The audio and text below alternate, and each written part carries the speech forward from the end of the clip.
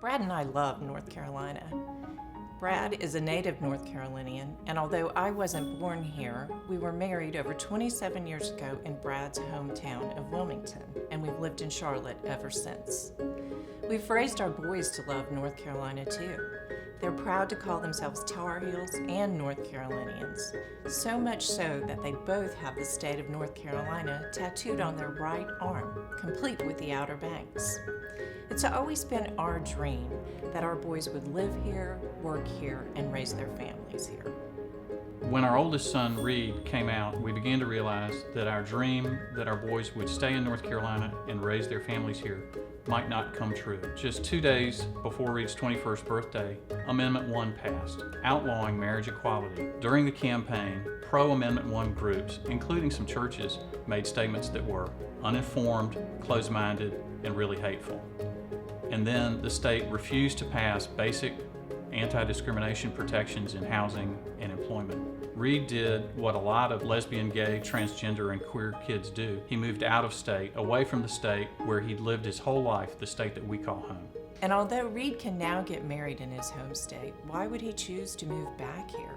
A state where he could be fired from his job simply for being who he is. A state where restaurants, hotels, and other businesses can deny access to services to lesbian, gay, transgender, and queer people. A state where a landlord can deny them housing. This is not the North Carolina that we know and love, and we must stand up to change it. That is why Brad and I are committing our time, our energy, and our resources to Equality North Carolina to build a better state for Reed and others like him, those who love the state but don't feel welcome here. Working together, we can make a welcoming state. ENC will keep working to get non-discrimination laws and policies passed statewide and locally. ENC will continue to fight discriminatory legislation like Senate Bill 2, which allows civil magistrates to recuse themselves from performing civil marriages, and Senate Bill 279, which was a last-minute attempt to prohibit cities and towns from passing their own non-discrimination ordinances. Equality North Carolina was our voice in the legislature and standing in opposition to these discriminatory laws.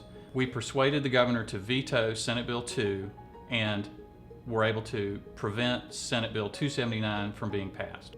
Equality North Carolina is working at the state and local level to elect pro-LGBTQ officials, to see that those who support non-discrimination and equality are elected and those who don't are not returned to Raleigh.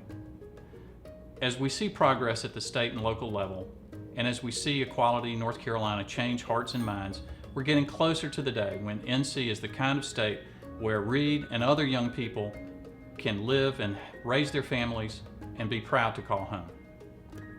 And we need your help to make this state what the people of North Carolina want it to be and what we know it can be, a welcoming state for the entire LGBTQ community, both young and old. We hope you'll join us in supporting Equality North Carolina, the organization that provides the leadership we need to accomplish that goal.